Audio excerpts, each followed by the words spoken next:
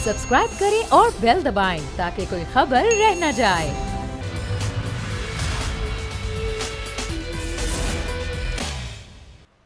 बिस्मिल्लाहिर्रहमानिर्रहीम, अस्सलाम वालेकुम। प्रोग्राम में मैं सुमैया रिजवान आपको वेलकम कहती हूँ। नाजरीन, आज आपने देखा पीडीएम के हवाले से जो एक रस्साकुशी की सूरत हाल है, जो एक कॉन्फ्लिक्ट की सूरत हाल है, वो अभी तक बरकरार है। लग तो यहाँ यूँ रहा था कि जब दावत दी गई और मियाँ शहबाज शरीफ साहब ने ये कहा कि बिल्कुल पाकिस्तान पीपल्स पार्टी जो है वो शिरकत करेगी पीडीएम के अगले इजलास में, पीपल्स पार्टी ने दावत कबूल भी कर ली थी। लेकिन लगा ऐसा कि शायद शहबाज शरीफ साहब ने अपने तौर पर ऐसा कुछ कहा, या ये बात उस तरीके से हो नहीं पाई थी कि सबको लेकर बात एक दफ़ा कर ली जाती। क्योंकि आज शाहिद खाकान अब्बासी और मरीम नवाज़ का स्टेटमेंट आया, जो आपने सुना भी, उससे तो कुछ यूँ लगा कि अभी तक इख्तलाफात दूर नहीं हुए हैं, क्योंकि अभी तक तहफ़्फ़ुज़ात नून लीग के वैसे ही बरकरार हैं और नून लीग अभी तक वजाहत मांग रही है पीपल्स पार्टी से, उस शो कॉज नोटिस की भी जिसका पीपल्स पार्टी ने अभी तक जवाब नहीं दिया, और साथ ही साथ इस चीज़ की भी कि आखिर पाकिस्तान पीपल्स पार्टी चाहती क्या है। दरवाजे बंद हैं, ये जुमला इस्तेमाल किया गया। फिर ये भी कहा गया कि जो कागज़ फाड़े गए थे उनको जोड़ के पढ़ें और वजाहत दें। तो ये जो सूरत हाल है, इससे लग तो कुछ यूँ रहा है कि तमाम जमातों का एक प्लेटफॉर्म पे आना शायद अब कुछ मुश्किल ही लग रहा है। अगर एएनपी और पाकिस्तान पीपल्स पार्टी की कोई जगह नहीं है पीडीएम में, तो फिर आगे क्या होने लगा है। मैंने सवाल उठाया कि मियाँ शहबाज शरीफ ने दावत जब दी थी तो क्या उस वक्त जनरल सेक्रेटरी पीडीएम के शाहिद खाकान अब्बासी को लूप में नहीं लिया गया था। आज खाकान अब्बासी जो स्टेटमेंट दे रहे हैं और मरीम नवाज़ भी ये कह रही हैं कि उनका स्टेटमेंट वही स्टेटमेंट है जो पीडीएम का स्टेटमेंट है और वही स्टेटमेंट मेरा भी है। तो आगे फिर होने क्या जा रहा है। अगर दोनों ही जमातें जो हैं वो पीडीएम में नहीं होंगी तो पीडीएम कहाँ स्टैंड करेगी। इसी पर बात करने के लिए मेरे मेहमान मेरे साथ मौजूद हैं। पाकिस्तान तहरीक इंसाफ से नदीम कुरैशी साहब मुझे ज्वाइन कर रहे हैं, बहुत शुक्रिया आपका। गौस मोहम्मद खान साहब पाकिस्तान मुस्लिम लीग नून से मेरे साथ मौजूद हैं, और इमरान याकूब साहब मौजूद हैं, सीनियर सहाफ़ी हैं, तज़कियाकार हैं।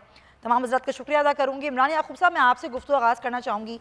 आपको क्या लगता है, जब पीडीएम से पीपल्स पार्टी निकली, एएनपी निकली और फिर जो शोकॉज दिया गया, उस शोकॉज का जवाब मांगा गया, आज भी ऐसे लगता है कि अपनी जगह पे है ये कॉन्फ्लिक्ट बरकरार, और मियाँ शहबाज शरीफ अगर कहीं ना कहीं कोई मफाहमत करना चाह रहे हैं तो क्या नून लीग की प्लेटफॉर्म से नहीं कर रहे? क्या आपको लगता है कि उन्होंने पर्सनली दावत दी होगी?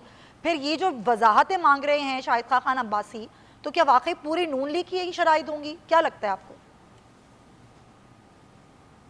बिस्मिल्लाहिर्रहमानिर्रहीम। सुमैया, बात यह है कि मियाँ शहबाज शरीफ बड़ी नपी तुली सियासत कर रहे हैं। मियाँ शहबाज शरीफ कर क्या रहे हैं, ज़रा इनकी सियासत को समझ लें। मियाँ शहबाज शरीफ ने ये जो इशाया दिया था वो मुस्लिम लीग के सदर की हैसियत से नहीं दिया था। वो इशाया था अपोजिशन लीडर, कौमी असम्बली में अपोजिशन लीडर की तरफ से। अब पीडीएम और मुस्लिम लीग नून और पीपल्स पार्टी की अगर हम सियासत पे देखें तो पीडीएम की सियासत समझने के लिए सबसे बेसिक एक बात समझने वाली है कि पीडीएम एक सियासी इत्तेहाद है, इंतहाबी इत्तेहाद नहीं है। इंतहाब इन्होंने एक दूसरे के खिलाफ ही लड़ना है, इलेक्शन में ये एक दूसरे के खिलाफ ही जाएंगे।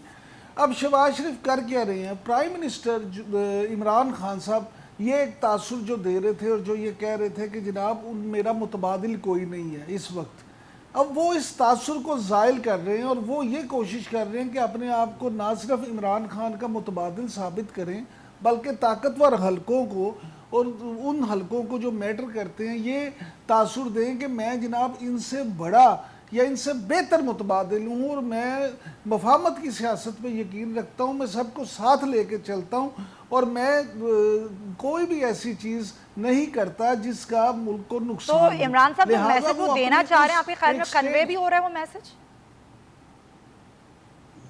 बिल्कुल कन्वे हो रहा है, और मैं तो ये समझता हूँ कि मैसेज सिर्फ कन्वे ही नहीं हो रहा बल्कि ये मेरी इंफॉर्मेशन तो नहीं है, एनालिसिस ज़रूर है कि कहीं ना कहीं वो जो चीज़ें हैं उसका उन्हें फ़ायदा भी हो रहा है। अच्छा। और वो फ़ायदा यही है कि आप देखेंगे कि फ्यूचर में उनका आपको रोल मज़ीद सियासत में बढ़ता हुआ। तो ये फ़ायदा सिर्फ उनकी ज़ात को होगा या मुस्लिम लीग नून को होगा? देखिए, ये बड़ा आसान सा सवाल है। मुस्लिम लीग नून को किस में फ़ायदा है, या इवन अगर इसको भी आप कर दें, मुस्लिम लीग नून को छोड़ दें, मियाँ नवाज शरीफ की बात कर लेते हैं। मुझे आप ये बताएं कि अगर मियाँ शहबाज शरीफ इक़्तिदार में आते हैं, पावर में आते हैं तो उसका ज़्यादा फ़ायदा मियाँ नवाज शरीफ को होगा, या अगर उनकी मुखालिफ जमात इक़्तिदार में होती है, पावर में आती है, तो उसका फ़ायदा होगा। ये अल्टीमेटली मियाँ शहबाज शरीफ का किसी भी चीज़ पे आना, उसका फ़ायदा मुस्लिम लीग नून को भी होगा और मियाँ नवाज शरीफ को भी होगा। अब दूसरी बात ये, शाहिद हक्कान अब्बासी साहब की जो आपने बात की, तो आप देखें कल तो वो भी मौजूद थे। हाँ। अगर शाइये में वो मौजूद थे तो इसका क्या मतलब है? मियाँ शहबाज शरीफ उनको ज़बरदस्ती तो नहीं लेके गए। तो ये सारी चीज़ें जो हैं, मैं आपसे बार बार दोबारा ये अर्ज़ कर रहा हूँ कि शहबाज शरीफ इस वक्त बड़ी एक नपी तुली जो है वो अपनी सियासत कर रहे हैं, और मैं ये समझता हूँ कि अपने तई वो यही साबित करने की कोशिश कर रहे हैं कि वो एक बेहतर मुतबादिल है। सही है, सही है। जो जो वो कर रहे हैं मैसेज कन्वे, वो पहुंच भी रहा है, और वो यही बताने की कोशिश कर रहे हैं कि वो एक न्यूट्रली जो है वो बिहेव भी करना चाहते हैं, लोगों को, चीज़ों को ऐसे ही लेकर चलना चाहते हैं। Point taken. गौस मोहम्मद साहब, पाकिस्तान मुस्लिम लीग नून क्या क्लियर कर पाई है कि एक्चुअली वो क्या चाहती है? क्या हर फर्द एक ही पेज पर है? क्या हर फर्द ये समझ रहा है कि उसने आगे पीडीएम में जो भी चीज़ें लेकर चलनी है वो सबके ही मुश्तरका जो मामलात हैं उसको लेकर चलनी होंगी? क्या मियाँ शहबाज शरीफ साहब आप लोगों से अलग हटके फैसले करते हैं? क्या लूप में सबको लिया नहीं जाता? बाद में इस तरह के स्टेटमेंट्स आते हैं, क्या मामला क्या है? बिस्मिल्लाहिर्रहमानिर्रहीम। देखिए जी, मियाँ शहबाज शरीफ साहब अपोजिशन लीडर हैं कौमी असम्बली में, यानी कि अपोजिशन को लीड करते हैं जी। एक लिहाज यूँ समझ लो कि अपोजिशन के सदर हैं। हाँ। तो वो तमाम सियासी पार्टियों को साथ लेके चलना उनका फ़र्ज बनता है, और वो अपना फ़र्ज निभा रहे हैं। और हुकूमत को टफ टाइम देने के लिए, एक स्ट्रेटजी बनाने के लिए उन्होंने कल वो मीटिंग की। और जहाँ तक पीडीएम का ताल्लुक है, पीडीएम एक सदी के बाहर एक ऐसा इत्तेहाद है कि इसमें तब के सड़कों पे आके किसी तरह एक ऐसा लय उस पर मतलब एक इस हुकूमत के खिलाफ नजर अख्तार किया जाए, लोगों को साथ कि हाँ, लोगों की हाँ में हाँ मिलाई जाए, क्योंकि लोग महंगाई पिस चुके हैं, और हुकूमत पे प्रेशर डाला जाए, और वो पीडीएम इत्तेहाद बना था एक निकाती एजेंडे पर, इस हुकूमत को जो है, इस हुकूमत से अवाम को निजात दिलाई वैसे जाए। अफसोस की बात है कि सब कुछ पीडीएम कर नहीं पाई, इनमें से एक भी चीज़ नहीं कर पाई पीडीएम। नहीं, देखो, उन्होंने प्रेशर बिल्टअप किया। सेनेट के इलेक्शन जो है वो उसमें पोजीशन की हिकमत अमली कामयाब रही। वो आखिर में पीपल्स पार्टी थोड़ी सी ज्यादती की कि उन्होंने अपना। सर, आपको नहीं लगता वो तो पीपल्स पार्टी की जरदारी साहब की हिकमत अमली थी, ये उनके मशवरे थे तो यहाँ तक पहुंची थी नून लीग, वरना आप तो पहले तो कह रहे थे अब तो पहले इस्तीफा ही दे दें। जी गौस साहब, चलें ठीक है, गौस साहब से हम राब्ता बहाल करते हैं। ज़ाहिर है ये सवाल ही बड़ा अहम है, सारा क्रेडिट तो ये नहीं हो सकता कि पीडीएम ही ले जाए, पीडीएम में सबकी मुशावरत से फैसले होते रहे। अखुजा चटान साहब भी हमें ज्वाइन कर चुके हैं पीपल्स पार्टी से। चटान साहब, पीपल्स पार्टी क्या सोच रही है? ये सब बातें की जा रही हैं, एक जानिब तो नून लीग भी ये कह रही है कि जी वो तमाम कागज़ जोड़ लें जो फाड़े थे आपने, उनको पढ़ें और फिर जवाब दे दें, दरवाजे उससे पहले बंद हैं। फिर आप मौलाना फजल रहमान साहब भी ये कह रहे हैं कि जो कुछ खाकान अब्बासी साहब ने कहा वही हमारा भी फैसला है कि पीपल्स पार्टी जो है वो शो कॉज जवाब दे, नजरसानी करे। पीपल्स पार्टी क्या सोच रही है? जाना है आप लोगों ने पीडीएम में या नहीं जाना? बिस्मिल्लाहिर्रहमानिर्रहीम। बिल्कुल जी सुमैया, हमें जाना है। हमने वो हमेशा से अपोजिशन किया है। हमने देखा है कि जब अपोजिशन मुतहद हो जाता है तो बड़े बड़े डिक्टेटर जो है इनसे अपने फैसले मनवाते हैं, जमहूरियत मजबूत होता है। लेकिन हमारा एक शर्त है और वो ये है कि जो हमारे चेयरमैन को शोकाज नोटिस दिया था, इस पे ये लोग माफी मांगे, क्योंकि ये कहीं भी नहीं हो सकता है। हम अलग-अलग पार्टियां हैं, हम एक दूसरे में जम नहीं हो चुके हैं, हमने एक पार्लिमेंट में रजिस्टर्ड नहीं किया है। ऐसे हालात में ये हमें कैसे शोकाज नोटिस दे सकते हैं? और हमने कौन सा गलत काम किया है? हमने उनको कहा था कि सेनेट का इलेक्शन लड़ना है, जिन इलेक्शनों में हिस्सा लेना है। इसका रिजल्ट सामने आ गया। अखुजा साहब, आप कह रहे हैं माफी मांगे, वो तो खुद आपसे वजाहत मांग रहे हैं कि वो जो पेपर आपने फाड़े थे वो जोड़ें, पढ़ें, वजाहत दें। अब वजाहत कौन देगा? आप लोग देंगे वजाहत, क्या वहीं से माफी का मुतालबा करते रहेंगे? वजाहत तो हमने फाड़ के दे दिया ना कि आपकी शोकास का तो हमने फाड़ के उसको वजाहत मिल गया। अगर वो नहीं समझ रहे तो हम क्या करें? लेकिन हमने ऐसी कौन सी गलती की है कि हम वजाहत दे दे? हमने तो उनको ये कहा था कि हमने जिमनी इलेक्शन में जाना है, सेनेट में जाना है, रिजल्ट आपने देख लिया था कि हम इस्तीफाई नहीं देंगे। अगर आप लोग कहते हैं कि इस्तीफाई दे दे तो हमें बताया कि इसके आगे क्या होगा। इसके बाद तो जिमनी इलेक्शन होगा तो हमें जिमनी इलेक्शन में हिस्सा लेंगे कि नहीं, तो हमें बताया गया कि हम जिमनी इलेक्शन में हिस्सा लेंगे और फिर इस्तीफा देंगे। तो अगर हमने फिर से जिमनी इलेक्शन में हिस्सा लेना है तो फिर हमने इस्तीफा क्यों देना है? और अगर हम फिर इस्तीफा देंगे तो ऐसा कौन सा पागल होगा जो हम लोगों की टिकट पे इलेक्शन लड़ेगा कि उसको पता होगा कि अगर इलेक्शन में जीत भी लूंगा तो 3 दिन बाद मैं इस्तीफा दूंगा। और अगर खुदा न खास्ता हमारे इस गलती से फायदा उठा के आर्मी तरमीम के साथ खिलवाड़ करे या सारी से पार्लिमानी तर्ज हुकूमत खत्म करके सदारती तर्ज हुकूमत लाए, तो हमने उसको कहा था कि ये प्लेटफॉर्म हम नहीं छोड़ सकते। हमने पोजीशन लीडर बनाया है तो ये हमारा हक बनता है। मुस्लिम लीग के पास 2 है, एक पब्लिक अकाउंट है, एक इनके पास कौमी असेंबली में पोजीशन लीडर है। इनका हक बनता है, इनका अक्सरियत है। सेनेट में हमारा अक्सरियत हमारा है। और फिर तो मुझे ऐसा लगता है चट्टान साहब आपकी बातों से तो मुझे ऐसा लगता है कि अब होने वाला कुछ नहीं है। चले, बहुत शुक्रिया। ब्रेक में ले लूं, वापस आएंगे तो फिर नदीम कुरैशी साहब का भी मौक़िफ़ इस पे लेंगे, क्योंकि खुद हुकूमत के लिए अभी जो हुकूमत के अंदर से ग्रुप बंदी हो रही है, सबसे ज़्यादा ख़तरा शायद हुकूमत कोसी से है। उसको किस तरह से हुकूमत टेकअप करेगी, तरीन ग्रुप के साथ क्या मामलात तय हो रहे हैं, इस पर हम बात करेंगे इस ब्रेक के बाद।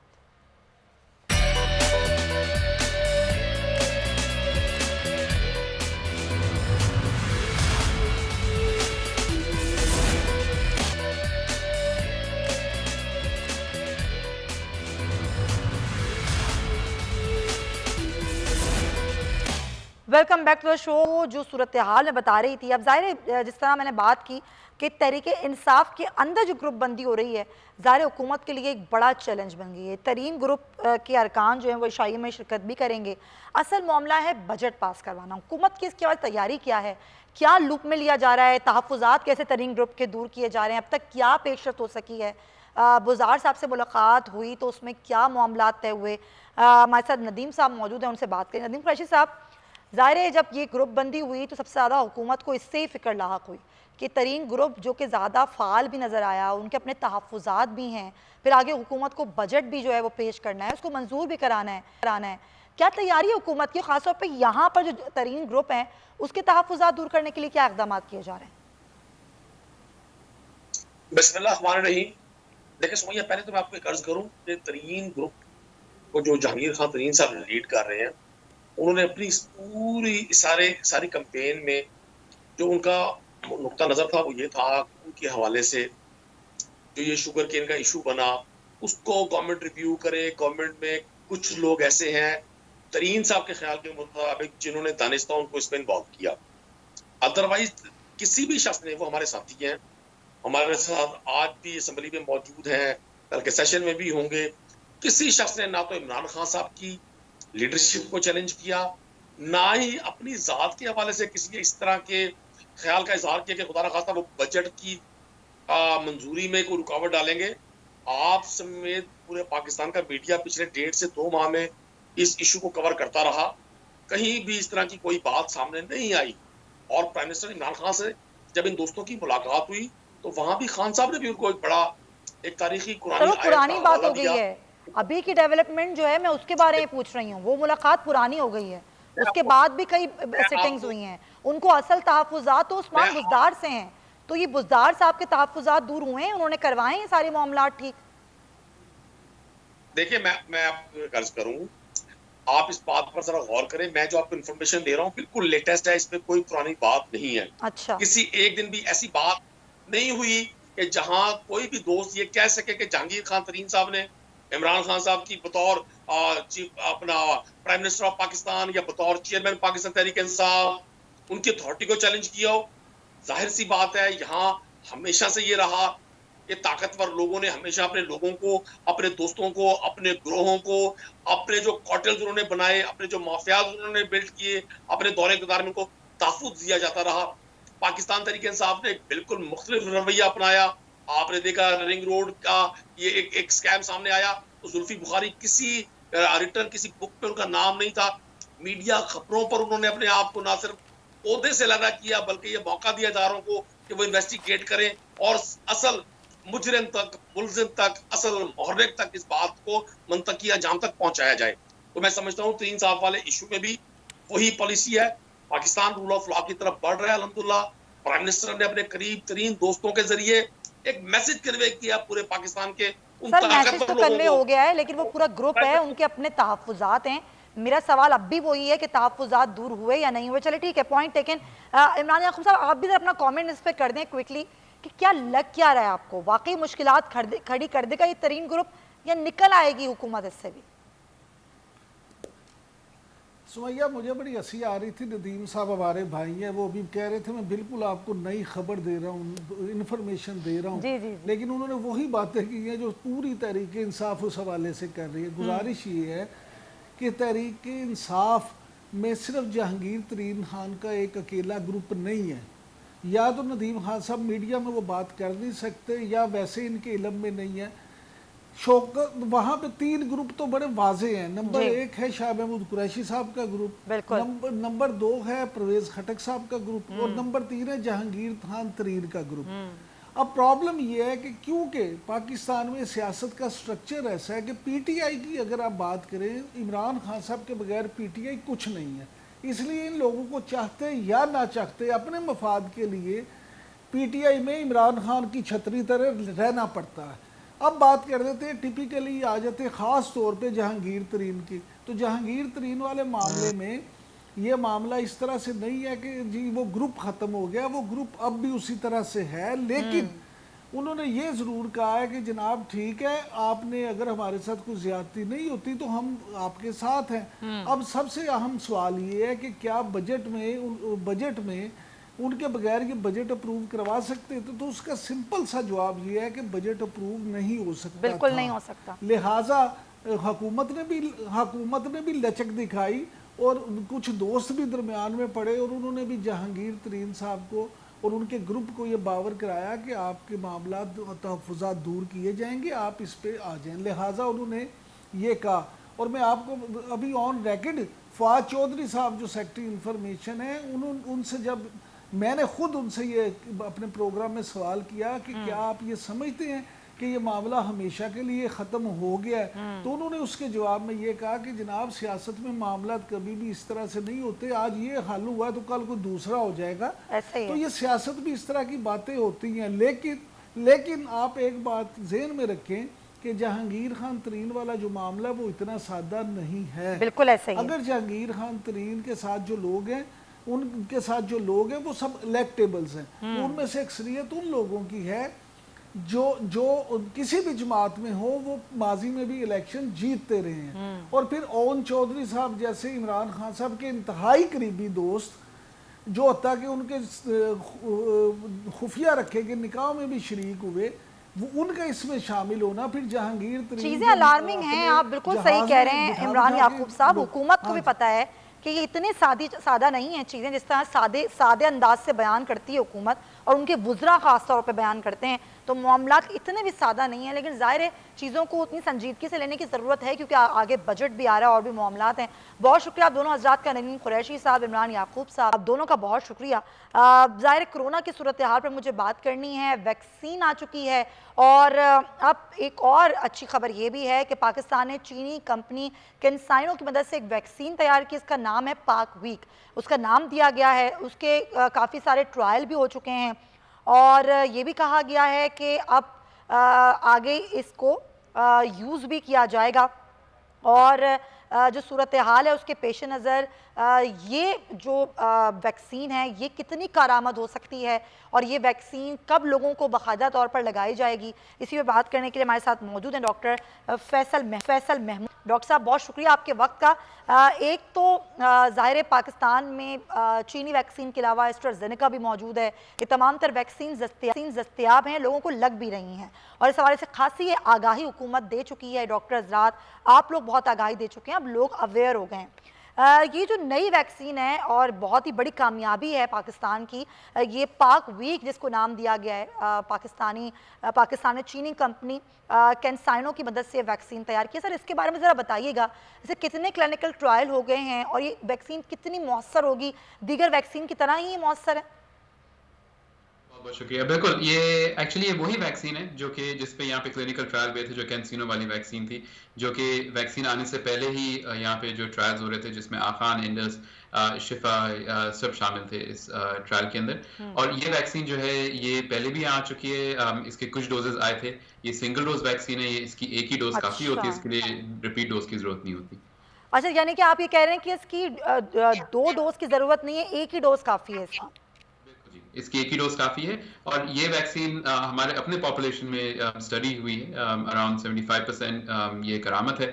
और शदीद बीमारी बचाने में हर वैक्सीन की तरह ये भी इतने मौसर है, ऑलमोस्ट 100%। अच्छा चलें, ये तो बड़ी ज़बरदस्त बात है डॉक्टर साहब। अब ज़ाहिर है ये कब दस्तयाब होगी, आपके पास कोई इन्फॉर्मेशन है इसकी कि ये वैक्सीन कब से लगना शुरू होगी लोगों को? सो अगेन वही बात कि ये वैक्सीन लोगों को लग चुकी है जब ये अच्छा डायरेक्ट चाइना से इंपोर्ट हुई थी। ये जो यहाँ पे जो पैकेज भी जो वैक्सीन है वो जल्दी लगना शुरू हो जाएगी। जो मुझे पता लगा है वो कुछ हफ्तों में या कुछ दिनों के अंदर इसकी ये डिस्ट्रीब्यूट होना शुरू हो जाएगी। अच्छा, एक रिपोर्ट मैंने पढ़ी अभी कुछ दिनों पहले, बरतानवी रिपोर्ट थी, जिसके तहत कि जो लोगों को एस्ट्राजेनेका वैक्सीन लगी है उनको कहा गया कि आप एक एस्ट्राजेनेका की डोज लगवाइए तो किसी एक डोज किसी और वैक्सीन की लगाएं। ऐसे एक कॉम्बिनेशन बनाने से ज़्यादा देखा इम्यून सिस्टम जो है वो बूस्टअप हुआ, वो ज़्यादा मौसर साबित हुई। आप इस हवाले से क्या कहेंगे? सो देखिए, ये इस पे भी तहकीक हो रही है कि ये जो इनको मिक्स एंड मैच स्टडी कहते हैं, जिसके अंदर आपने एक डोज एक वैक्सीन के लगाए और दूसरी डोज दूसरी वैक्सीन के लगाए।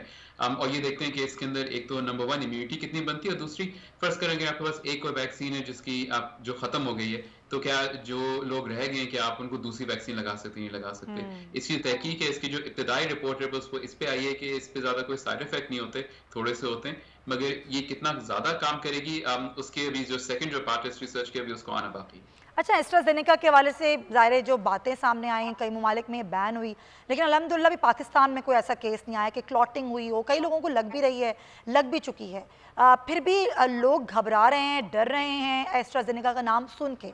आप अवेयरनेस के हवाले से क्या कहना चाहेंगे? तो देखिए, ये आपने बहुत अच्छा पॉइंट रेज किया है। इसमें ज़रूरी बात ये जाना कि इसमें क्लॉटिंग का जो रिस्क है वो बहुत कम है, 0.004% या उससे भी कम।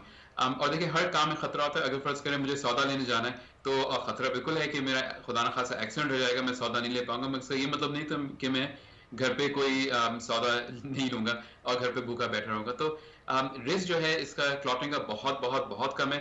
और इसके निस्बतन दूसरी कामों का रिस्क, जैसे अगर सफर से जो क्लॉटिंग का रिस्क होता है वो कई गुना ज्यादा है, और कोविड से जो रिस्क है क्लॉटिंग का वो तो बहुत ही ज्यादा है इससे कंपेयर हो। अच्छा, तो एक चीज़ और, जो हार्ट पेशेंट्स हैं तो उनके लिए सेफ है ये वैक्सीन? सेफ है, हार्ट पेशेंट्स के लिए सेफ है, कैंसर पेशेंट्स के लिए सेफ है, डायबिटीज के लिए सेफ है, जो लोग जिनकी उम्र ज्यादा है उनके लिए सेफ है, जो कैंसर वाले मरीज हैं उनके लिए भी सेफ है। अच्छा, अभी कुछ आपने भी पढ़ी होगी खबर, एक तहकीक हुई है कि यूनिवर्सिटी में कि नाक के ज़रिए जो है वो वैक्सीन जो है उसके लिए प्रोटोकॉल पर काम शुरू हो गया है कि ये एक सिंगल खुराक पर मुश्तमिल वैक्सीन जिसमें अब सिरिंज की ज़रूरत नहीं होगी। और ये भी तवक्को की जा रही है कि 3 कमेटियों से मंजूरी मिल गई है, ड्रेप की मंजूरी के बाद इसको जो है वो यूज़ करना शुरू कर दिया जाएगा। क्या ज़रूरत है हमें कि सिरिंज से अगर वैक्सीन दी जा रही है डॉक्टर साहब, तो क्या नाक के जरिए वैक्सीन देना भी सेफ है? देखिए, अमूमन जो वैक्सीन हैं वो जैसा आपको मालूम है वो इंजेक्शन के जरिए देते हैं, मगर इंजेक्शन के अलावा दूसरे भी तरीके होते हैं वैक्सीन पहुंचाने के, यानी कि जिस्म को सिखाने के लिए कि इस बीमारी से कैसे बचना है। इसकी कुछ एग्जांपल, जैसे पोलियो की वैक्सीन आपको पता है मुंह के जरिए दी जाती है, और फ्लू की वैक्सीन भी एक है जो कि नाक के जरिए दी जाती है। और नाक से जो आपकी इम्यूनिटी बनती है वो शायद इंजेक्शन से बेहतर है, क्योंकि वायरस भी इधर से घुसता है नाक के जरिए। मगर इस पर भी बहुत इब्तदाई तहकीक शुरू हुई है, ये अभी मार्केट तक नहीं पहुंची है, अभी इसके फेज 3 ट्रायल भी शुरू नहीं हुई। अच्छा, वैसे तो हमने देखा कि पिछले दिनों बच्चों की वो तादाद तो नहीं, ज़ाहिर पहले वाली जो फर्स्ट वेव थी उतनी ही तादाद में बच्चे जो हैं वो वायरस से मुतासर हुए, लेकिन कहीं कहीं हमने देखा कि बच्चों की तबीयत कहीं ज़्यादा बिगड़ भी गई, और वो भी जैसे आप डॉक्टर अजराज से बात हुई, आपने कहा कि उनको मल्टीपल डिजीज़ थी बच्चों को, इसलिए सूरत हाल ऐसी हुई। वैक्सीन के हवाले से क्या खबर है डॉक्टर साहब कि बच्चों में वैक्सीन कब लगना शुरू होगी, इस हवाले से क्लिनिकल ट्रायल्स कहाँ तक पहुँचे? बच्चों के अंदर अमूमन बाय एंड लार्ज जो है वो शदीद बीमारी नहीं होती, इक्का दुक्का बच्चे ज़रूर होते हैं, बदकिस्मती जिनको ये होता है। जहाँ तक वैक्सीन ट्रायल की बात है, और तो इसमें से जो फाइजर की बारी वैक्सीन है वो तो अब हमको पता है कि 12 साल से ज़्यादा बच्चों को लग सकती है, उससे कम पे भी ट्रायल हो रहे हैं, और इसी तरह से बकिया वैक्सीन के भी ट्रायल्स हो रहे हैं। मगर पाकिस्तान में जो वैक्सीन अवेलेबल हैं वो अभी फ़िलहाल सिर्फ 18 साल ज़्यादा लोगों को लगती है, बच्चों के लिए भी नहीं है। तो अब ये जो वैक्सीन है जो नाक के ज़रिए देने की बात की जा रही है, ये अगर आती है और ये अगर दस्तयाब होती है तो ये बच्चों को दी जा सकती है? Not necessarily. अगेन, जिस तरह से बकिया वैक्सीन जो है वो पहले हम बड़ों पे ट्राई कर रहे हैं, क्योंकि शदीद बीमारी बड़ों में होती है, तो इनकी भी पहले जो ट्रायल्स होंगे वो अभी बड़ों के अंदर होंगे, और बाद में जाके बच्चों में ये ट्रायल्स होंगे। ठीक है, बहुत शुक्रिया डॉक्टर फैसल महमूद साहब, आपकी कीमती बहुत ज़बरदस्त इन्फॉर्मेशन दी, और हमने कोशिश की कि आपके जो सवालात हैं और ज़ाहिर जो हमारे भी सवालात हैं हम उनसे पूछ सकें। जैसे कि आप जानते हैं कोरोना की सूरत हाल जो कि कराची समेत सिंध भर में बिगड़ रही है, उसके पेश नज़र जो सिंध हुकूमत है उसने लॉकडाउन में 2 हफ्तों का इजाफा किया, और साथ ही साथ आज से कर्फ्यू ऐसी सूरत हाल होगी, सख्ती मज़ीद कर दी गई है। 8 बजे के बाद अब जो है लोगों के घरों से गैर ज़रूरी निकलने पर भी पाबंदी होगी, और इस पर इम्प्लीमेंटेशन यकीनी बनाया जाएगा। सिंध हुकूमत ने इक़दाम भी शुरू कर दिए, और ना सिर्फ ये बल्कि 6 बजे तमाम मार्केट्स बंद होंगी। और अब ये फैसला जब किया गया हुकूमत की जानिब से, तो दुकानदार इस पर बड़े अपने तहफ़्फ़ुज़ात का इजहार करते हुए नजर आए। उन्होंने कहा कि रमज़ान में भी यही सूरत हाल थी, ईद के बाद भी यही सूरत हाल है, कारोबार शदीद मुतासर हो रहा है। क्या कहना है उनका, राव अफनान से जानते हैं। राव, ज़ाहिर एक तवील अरसा हो गया, अभी कोरोना की सूरत हाल अभी भी बेहतर नहीं है, और ख़ासतौर पर कराची में, सिंध में दुकानदार क्या कहते हैं? कारोबार को 6 बजे बंद करने का सिंध हुकूमत ने कहा है, दुकानदारों का इस पर क्या मौक़िफ़ है? सिंध हुकूमत ने नोटिफिकेशन जारी कर दी है, आज शाम 6 बजे से सिंध भर के अंदर दुकानें बंद हो जाएंगी, जबकि रात 8 बजे से गैर मामूली तौर पर घर से बाहर निकलने पर भी पाबंदी होगी, जबकि ज़रूरत की अशिया ख़रीदने या अस्पताल जाने वालों को इजाज़त होगी। हमारे साथ दुकानदार मौजूद हैं। सर, ये बताएं कि सुबह 5 बजे से 6 बजे तक जो दुकान खोलने की टाइमिंग दी गई है, उससे आप लोग कितना मुतमईन हैं, और कारोबार कितना मुतासिर होने का खदशा है? अस्सलाम वालेकुम सर, कारोबार तो बिल्कुल ज़ीरो पे ही जा रहा है। जब से ये कोरोना चला है 2 साल हो गए, कारोबार बिल्कुल ज़ीरो पे है, बस चल रहा है। अल्लाह पाक का लाख लाख शुक्र है। सुबह आते हैं और ऐसे ही खाली चले जाते हैं। कोई मुतालबा करेंगे सिंध हुकूमत से कि कोई तरीक़ेकार निकाला जाए ताकि कारोबार भी मुतासिर ना, और कोरोना वायरस की जो शरह है केसेस उसमें भी कमी आ जाए? अब ये अल्लाह का लाख लाख शुक्र है, अल्हम्दुलिल्लाह कोई ऐसी बात नहीं है। SOP से हम लोग चल रहे हैं, SOP से दुकानें खोल रहे हैं, मास्क लगा के रखते हैं, कोई कस्टमर आता है उसको भी मास्क दे देते हैं, सैनिटाइज़र भी यूज़ कर रहे हैं, डिटॉल भी यूज़ कर रहे हैं, लेकिन बिज़नेस की पोजीशन बहुत डाउन है। अब टाइम है बंद करने का 6 बजे, 5:30 बजे पुलिस वाले आ जाते हैं बंद करवाने के लिए, हम बंद कर देते हैं 5:45 बजे तक। कोई भत्ता ले रहा है? नहीं, अल्हम्दुलिल्लाह कोई भी नहीं ले रहा, अल्लाह का शुक्र। बेशतर मार्केट के अंदर SOPs की खिलाफ वर्जी भी हो रही है, रश भी लगा हुआ है, समाजी फासले का ख्याल भी नहीं रखा जा रहा, तो क्या यही वजह है कोरोना वायरस के केसेस की शरह में इजाफा होने की? यही वजह है, क्योंकि वहाँ पर पता नहीं अब पुलिस ले रही है भत्ता या सिंध गवर्नमेंट ले रही है, आई डोंट नो कौन ले रहा है, लेकिन वहाँ खुले में बाजार बहुत सारी जगहें जो खुली रहती हैं, रात को 12 बजे भी बंद नहीं हो रही हैं। सब बंद कर दो, इनके पेट भरे हुए हैं, इनके पेट में रोटी है, हमारे बच्चों के पेट खाली पड़े हुए सर, हमें पता है, हम दिन किस तरह काट रहे हैं यहाँ पे। कोई कंट्रोल होना चाहिए, कुछ लोगों को अकल होनी चाहिए। यहाँ अकल नहीं है, कोई मास्क नहीं पहन रहा, कोई वैक्सीन नहीं लगा रहा, किसी को परवाह नहीं है, ब्लेम करते रहेंगे गवर्नमेंट को, अपने आप को ब्लेम कोई करता नहीं है, सब चोर बैठे हुए हैं यहाँ पे। देखें, पब्लिक जो है अवेयरनेस नहीं है किसी को, बहुत तेज़ी से ये चल रहा है ये, ठीक है, मगर लोग जो है मेरे अपने ख़ानदान के बहुत सारे इसी मर्ज से गए हैं। जी बिल्कुल, खिलाफ वर्जी का सिलसिला जारी है। बेशतर मार्केट, बेशतर इलाकों के अंदर दुकानें बर वक्त बंद नहीं होती रही। ईद से पहले भी यही सूरत हाल थी, ईद के बाद भी यही सूरत हाल है, लेकिन महकमा दाखिला सिंध के नोटिफिकेशन के मुताबिक आज रात 8 बजे से गैर मामूली तौर पर घर से बाहर निकलने पर पाबंदी होगी। बहुत शुक्रिया। लोग ये कह रहे हैं कि अवेयरनेस नहीं, अवेयरनेस है, अवेयरनेस सबको है, बस सिर्फ संजीदगी से इस पर अमल करने की ज़रूरत है, क्योंकि आपकी सेहत के लिए तमाम तरह इक़दाम उठाए जा रहे हैं। इंशाल्लाह आपसे कल मुलाकात होगी, अपना ख्याल रखिएगा, अल्लाह हाफ़िज़।